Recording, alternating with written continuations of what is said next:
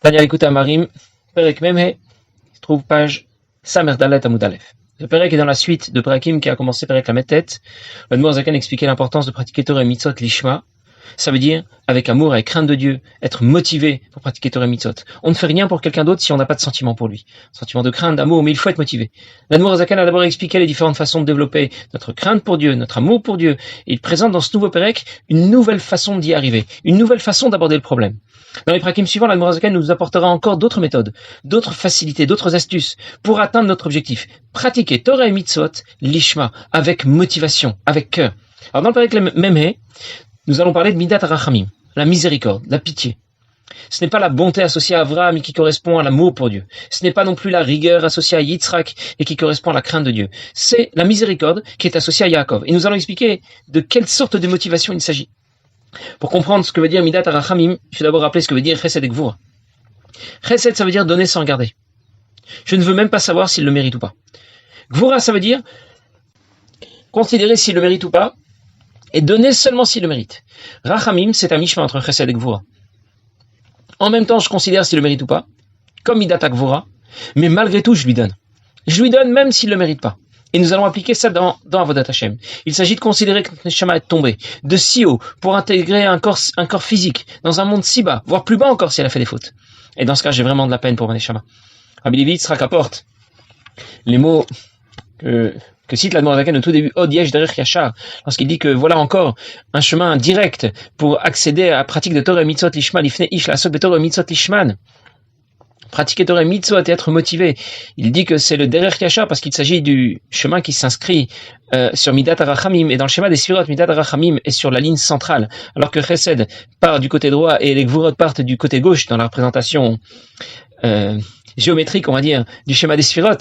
Le Midat HaRachamim s'inscrit sur la ligne centrale, et c'est pour cette raison que l'Admor Zaken l'appelle Derech Yashar. D'ailleurs, il y a une allusion au fait que Midat HaRachamim inclut en elle Chesed et Gvura, dit Rabbi Levi Yitzhak, parce que Resh et Chet, les deux premières lettres du mot Rachamim, font la valeur numérique 208, et c'est ce qui correspond au nom Yitzhak, qui fait aussi 208, et Maïm, l'eau, c'est associé à la bonté, l'eau qui descend de si haut au plus bas, qui est de couleur blanche et pas de couleur rouge, qui représente Midat HaChesed. Et donc avec Resh, Chet et Maïm, on obtient Midat HaRachamim, qui montre bien, qui fait allusion au fait que Midat HaRachamim est la composante de Chesed et de Gvura. Il s'agit de l'Admor Zaken, Aïdé Midato chez Yaakov Avinu alav shalom. Il s'agit de la Midat de Yaakov chez Midat HaRachamim. En quoi, de quoi s'agit-il? Il va déjà falloir réfléchir un peu, penser à la peine qu'on peut avoir pour notre Neshama. Cette étincelle divine qui fait vivre notre Nefesh. D'où vient-il? Du plus haut qu'il soit. Il n'y a pas plus haut que l'origine de notre Neshama. Il provient de Ein Sof, de l'infini Amemale, qui est à la fois intégré au-delà de la création et devant qui la création est insignifiante. Voilà d'où provient ma Neshama. Quelle noblesse, quelle hauteur!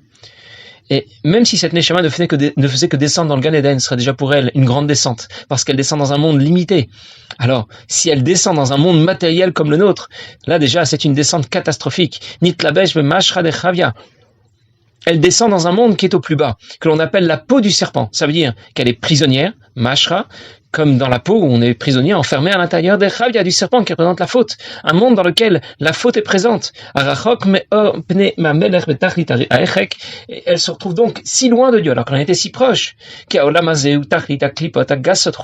Parce que ce monde est un monde où les clipotes les plus terribles dominent. En d'autres mots, elle vient de si haut. Il n'y a pas plus haut que l'origine de notre Neshama, et elle tombe si bas. Il n'y a pas plus bas que le monde dans lequel elle se retrouve. En plus, dans le monde dans lequel elle se retrouve, en plus, quand il va se rappeler de toutes les fautes qu'il a pu faire, depuis qu'il existe, ça n'a pas toujours été positif. En d'autres mots, non seulement elle a atteint le monde le plus bas, mais en plus elle a touché le fond de notre monde, elle a sombré du côté des clipotes. Imaginez seulement, je vous donne un exemple. Quelqu'un habite dans un pays développé, mieux qu'un pays développé, il habite dans une ville riche, il est aisé, il habite New York, la 5e avenue, je ne sais pas. En tout cas, voilà, il est dans une situation très confortable. Et tout à coup, il est contraint d'habiter dans un pays sous-développé. Au Soudan, dans un petit village. Il n'y a même pas l'eau courante dans son logement. On a de la peine pour lui. On voudrait bien faire quelque chose pour lui, pour l'aider. Mais si en plus, ce monsieur qui habitait à New York, 5e avenue, Non seulement il est contraint de déménager, d'habiter dans un pays sous-développé au Soudan, mais là-bas il n'est pas même pas dans un appartement. On l'a emmené en prison, pas une prison 5 étoiles avec la salle de sport et la télévision, un trou sale et répugnant. Là on aura vraiment encore plus de peine pour lui. On va vraiment tout faire pour qu'il s'en sorte. Et l'Admour Zaken va nous expliquer que de la même manière, il y a vraiment de quoi avoir de la peine pour notre Neshama. On va d'abord considérer d'où elle vient. Elle était auprès de Dieu. On va ensuite considérer où elle est tombée. Dans un monde où les clipotes dominent. Vois, les shalosh klipotat meot si elle a fait des fautes. C'est une chute vertigineuse. Et on a de quoi avoir pitié pour notre Neshama. On va tout faire pour qu'elle s'en sorte. Qu'est-ce qu'on peut faire pour elle? On va étudier la Torah. On va pratiquer les mitzvot. Et de cette manière, on la libère, on la sort de là où elle s'est engouffrée. Voilà de quelle manière Midat Arachamim est la Mida qui va nous motiver à pratiquer Torah et Mitzvot. Notre objectif, c'est de pratiquer Torah et Mitzvot avec regesh, avec un sentiment. Et pour nous permettre d'y arriver, l'Admour HaZaken nous a présenté tous les moyens possibles. On a le choix des armes. Fais de ton mieux. Yira tata ou yira ila, avaraba ou avatolam, nafshi vitira kvara deishtadal. Je vous renvoie au dernier shiurim où nous avons développé toutes ces notions. Mais en 2 mots, fais comme tu veux, mais fais-le avec passion, fais-le avec une grande flamme. Ne fais pas Torah et Mitzvot sec. C'est indispensable. C'est pour ça que l'Admour HaZaken y consacre tant de prakim. Le roi m'a demandé de lui amener un verre d'eau. Je peux pas lui amener un verre d'eau et lui balancer à la figure.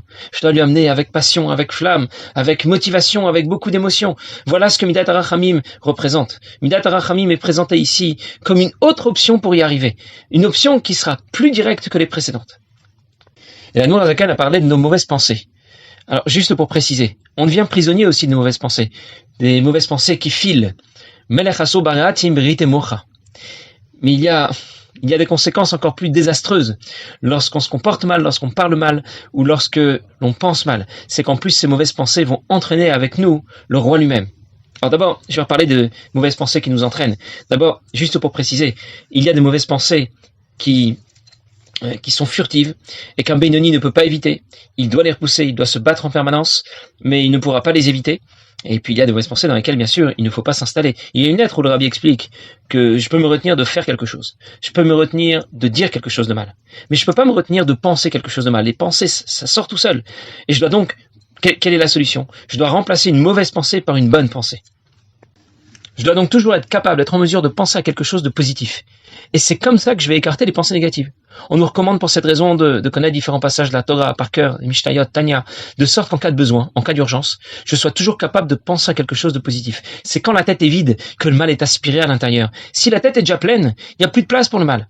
Les vieux chassidim avaient l'habitude de réciter systématiquement des prakim de Mishnayot, de Tanya quand ils se déplaçaient. À cette époque, on comprend, on n'avait pas trop besoin d'insister. Soumera, attention, ne regarde pas là où tu dois pas regarder, n'écoute pas de la shonara, ne dis pas de la shonara. C'était évident. À notre époque, ça l'est beaucoup moins. Alors, il faut aussi insister davantage sur Soumera. Mais ces mauvaises pensées vont avoir un résultat encore plus catastrophique, parce que j'entraîne avec moi, lorsque je sombre du côté des clipotes à cause de mes mauvaises pensées, j'entraîne avec moi Kadosh Baruch Hu lui-même. Ce que dit tout de suite l'Admour HaZaken, ki Yaakov revel nachalato. Notre relation avec Dieu est directe. Et donc, lorsque le Neshama, qui est ici désigné par le mot Yaakov, sombre du côté des clipotes, elle l'entraîne avec lui à Kadosh Baruch Hu qui se trouve à l'autre bout de la corde. Revel nachalato, k'mashal Moshe bechevel roulé. Lorsque quelqu'un tire la corde dans la mauvaise direction, il entraîne. C'est pas seulement lui qui sombre dans la mauvaise direction. Il entraîne avec lui celui qui est attaché à l'autre bout de la corde. Et notre Neshama et Dieu sont liés comme par l'intermédiaire d'une corde qui est faite de 613 fils, 613 mitzvot. Et lorsque Neshama sombre du mauvais côté, elle entraîne Dieu avec elle dans sa chute. Je vais continuer encore une petite ligne et je vais reprendre. Vos Sod Galut Ashrina, c'est ce qu'on appelle le secret d'exil d'Ashrina. Zenema, à ce sujet, il est dit, Yashu el Hashem virachameu, il reviendra vers Hashem et il aura pitié de lui. De qui lui? On va voir tout de suite, d'Akadosh Baruch Hu. L'Orel Rachamim Rabim al Shem Hashem, avoir pitié d'Akadosh Baruch Hu, Hashochen Itanu Kidirtiv, qui réside avec nous, même là où on se trouve, là où on a sombré lorsqu'on a fait les fautes. Kidirtiv, comme dit le Pasuk, Hashochen Itam, Betortu Motam, il réside avec eux dans leur impureté, là où ils ont sombré. Je vais reprendre. L'Admour HaZaken a cité un Pasuk. Il dit que lorsque Maneshama descend dans ce monde, elle ne descend pas toute seule. Elle entraîne avec elle Akadosh Baruch Hu qui descend avec elle jusqu'à ce monde, voire jusqu'au clipote. Il y a un passage qui dit Galou le'edom shrina imaim. Lorsque les Israël sont exilés en exil, la shrina les y accompagne. C'est pas écrit Veheshiv Hashem et Shuvutra. Dieu ramènera ceux qui ont été faits prisonniers. Et la Veshav Hashem et Shuvutra, c'est marqué. C'est marqué Dieu reviendra. Pourquoi il reviendra lui-même? Parce que lui-même nous a accompagnés dans l'exil dans lequel nous nous trouvons. Je vais vous donner un exemple. Le fils du roi s'est mal comporté. Il a sauté et deux pieds dans la boue, il s'est sali, ses vêtements sont pleins de boue. Bon, c'est déjà très embêtant. Le plus grave, c'est que, en sautant dans la boue, il a tiré son père, le roi, avec lui. Et le roi est tombé dans la boue, la tête la première.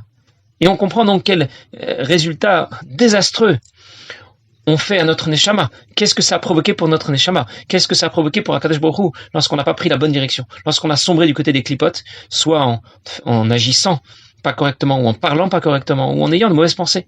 Il y a un jour, on raconte qu'un chassid, qui avait suivi un cursus normal, c'est-à-dire qu'il a d'abord appris au Cheder, Kulo Kodesh, il apprenait la Torah du matin jusqu'au soir, et ensuite il s'est inscrit à la Yeshiva, et il a terminé avec la Smira, tout était très bien, mais il a eu comme ça une idée, peut-être que je vais devenir maintenant un magistrat dans l'administration américaine, parce qu'il y a des passerelles plus faciles pour opérer ce genre de changement là-bas aux États-Unis. Alors il a pensé le faire, et comme c'est un chassid du rabbi précédent, et il pensait donc faire du chol, se lancer dans les études, faire carrière, etc. Mais comme c'est un chassid du rabbi précédent, c'était après la istalkou du rabbi précédent, il s'est tout de même dit, bon, ça se fait pas, je vais quand même en parler au rabbi, à son gendre, le rabbi, pour lui demander sa bracha.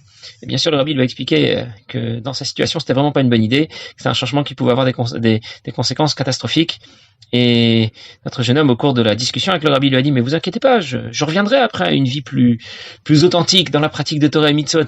Je fais juste une petite pause, le temps de faire carrière, de faire des études, de faire carrière, de faire un peu d'argent. Et après, je reviendrai à une pratique plus authentique de Torah et Mitzvot. Alors le rabbi lui a dit, écoutez, vous êtes un chassid du rabbi précédent, n'est-ce pas?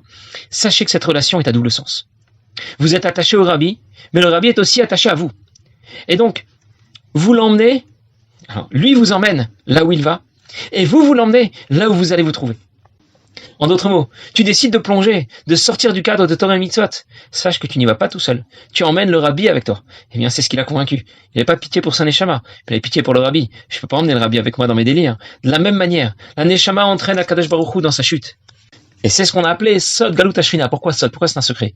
Parce que celui qui est en prison a toujours besoin de l'aide de l'extérieur pour s'en sortir. En chavush motir et atzmo. Mais si celui qui devait l'aider est lui aussi prisonnier, là ça s'annonce mal. Alors de la même manière, la Shrina est venue avec notre neshama en galoute. On n'aurait plus avoir de solution pour s'en sortir. Il y a plus moyen de s'en sortir. C'est ce qu'on appelle Sod.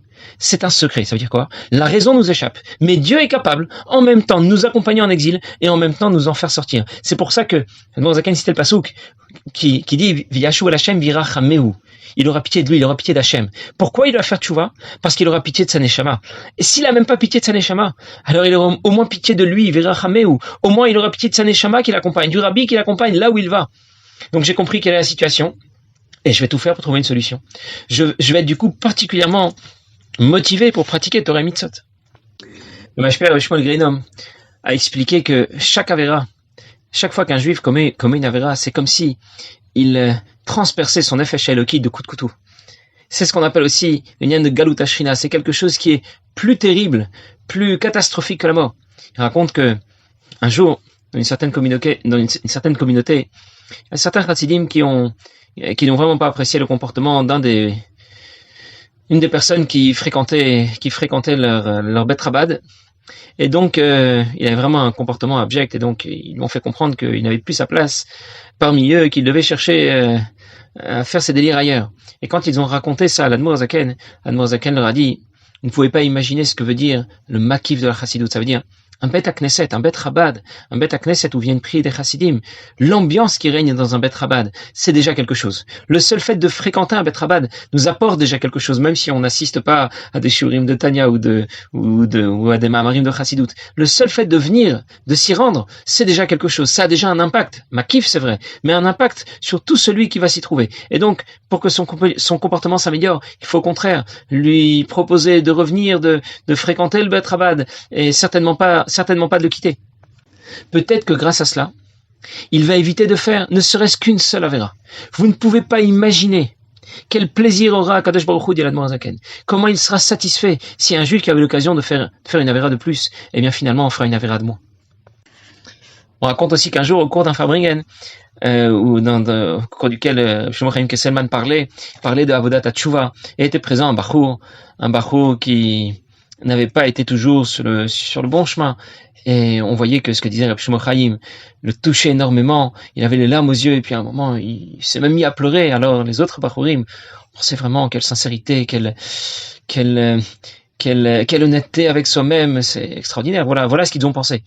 Et Rav Shimon Chaim Kesselman a tout de suite balayé ça d'un revers de la main. Il a dit non, ce sont pas ces larmes-là qui ont de la valeur.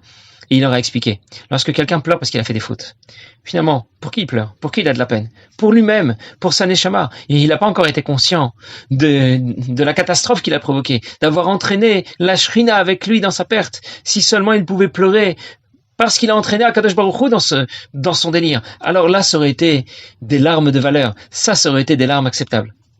Voilà donc ce qu'on nous demande, d'avoir vraiment de la peine pour notre neshama, d'avoir de la peine pour Akadosh Baruch Hu. Et tout cela va nous motiver. On veut pas laisser cette situation perdurer. On va tout faire pour s'en sortir soi-même, pour faire sortir Akadosh Baruch Hu de l'exil dans lequel il nous a accompagnés. Et dans ce cas, on va pratiquer Torah et Mitzvot avec une grande flamme. Passez une bonne journée.